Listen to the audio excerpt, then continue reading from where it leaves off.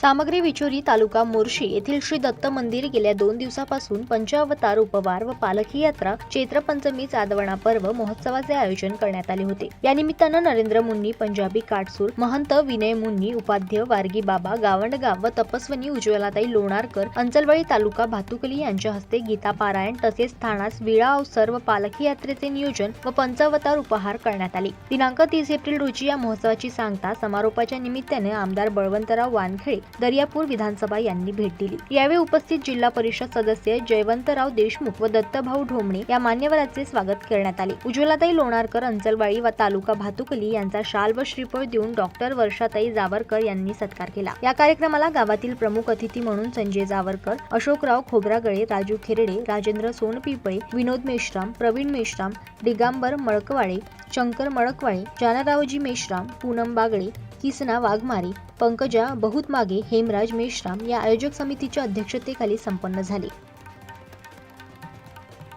Sanjay Jawarkar, Janmat live news, Amravati.